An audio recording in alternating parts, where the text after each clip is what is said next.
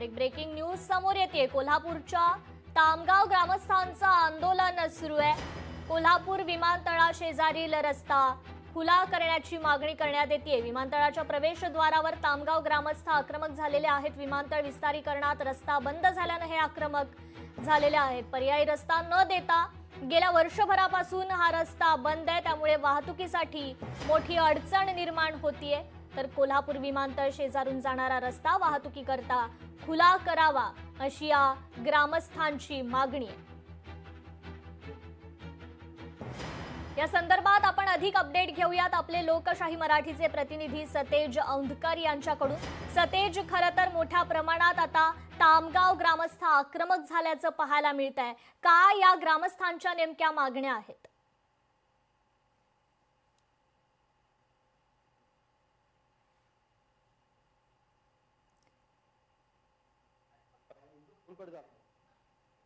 माझा आवाज आपल्यापर्यंत पोहोचतोय सतेज?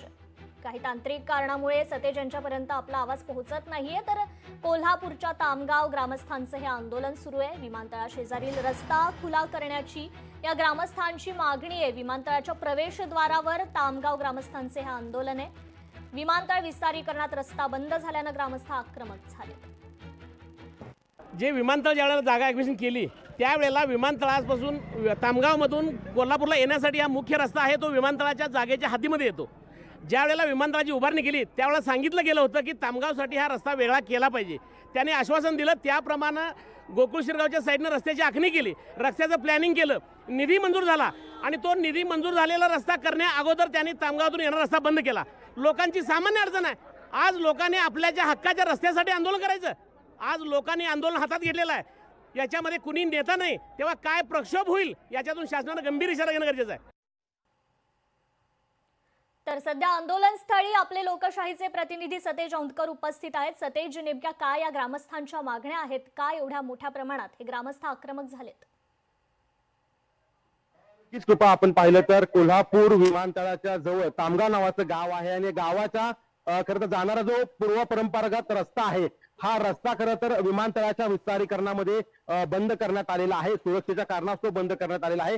त्यामुळे सगळे नागरिक जे आहेत ते आक्रमक झालेत आपल्याला पाहायला मिळते। आपण विमानतळाच्या परिसरातच आहोत आणि या ठिकाणची लाईव्ह दृश्य मी दाखवण्याचा प्रयत्न करतोय। हे जवळपास 500 ते 600 ग्रामस्थ आहेत, ते या ठिकाणी दाखल झालेले आहेत आणि आपण या ठिकाणी त्यांच्या हातातील फलक देखील पाहतोय। खरं तर हा रस्ता व्हावा म्हणून या ठिकाणी हे फलक दिसल्याचं आपल्याला घेतल्याचं पाहायला मिळतंय।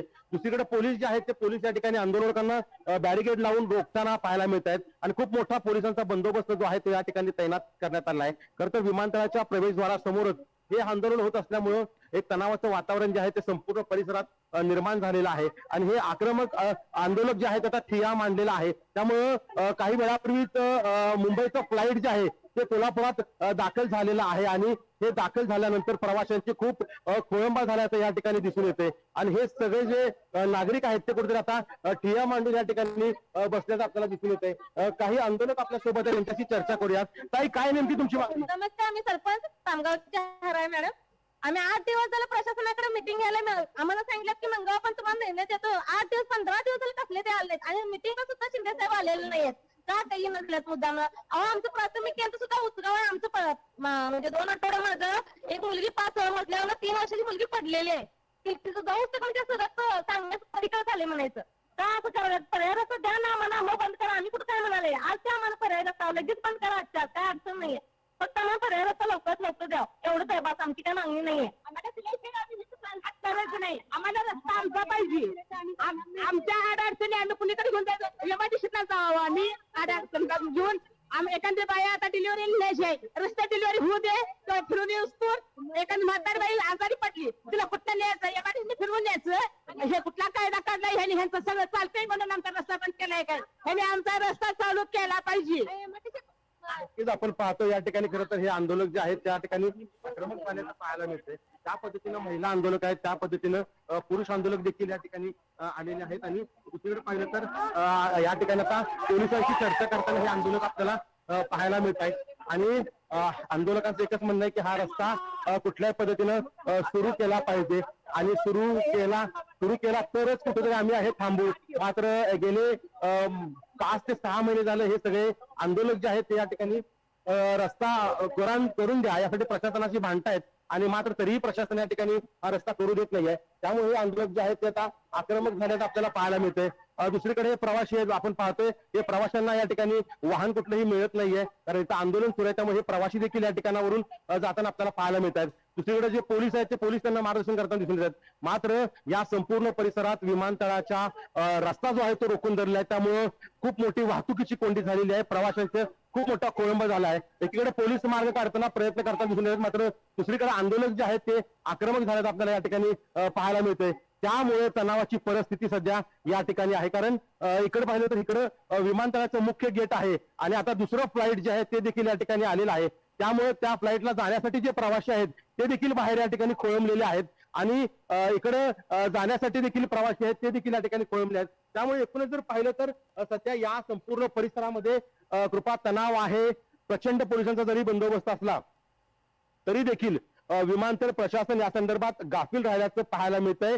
दुसरीकडे स्थानिक पोलीस स्टेशनचे प्रभारी अधिकारी आहेत ते देखील गाफील झालेले आहेत, तर एवढ्या मोठ्या संख्येनं तामगावसह 5 जे गाव आहेत तिथले ग्रामस्थ जे आहेत ते आल्यामुळं कुठेतरी या ठिकाणी तणाव निर्माण होणार होता, प्रवाशांची खूप मोठी गैरसोय होणार होती. आता अनेक प्रवाशांची फ्लाईट चुकेल की काय अशी शक्यता आहे ती निर्माण झाली आहे. त्यामुळं कुठेतरी पोलीस गाफील राहिल्याचं पाहायला मिळतंय आणि या आंदोलकांना रोखण्यात कुठेतरी अपयश आलंय, कारण पहिलं बॅरिगेटिंग केलेलं होतं हे बॅरिगेटिंग देखील या सगळ्या आंदोलकांनी तोडलेलं आहे. पोलिसांचं कडं तोडून दुसऱ्या जे कडं आहेत जे मेन जिथून आत एंट्री केली जाते विमानतळाला तिथपर्यंत हे सगळे आंदोलक पोहोचलेले आहेत.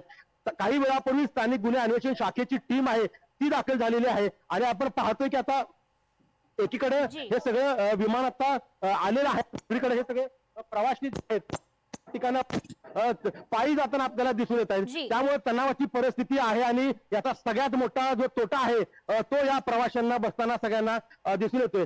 त्यामुळे या संपूर्ण परिसरात सध्या या ग्रामस्थांनी पोलिसांना अक्षरशः हैराण केलेला आहे आणि तणावाच्या परिस्थितीत त्यांची एकच मागणी आहे की आमचा जो नेरली तामगावचा जो रस्ता आहे तो रस्ता तुम्ही करून द्या.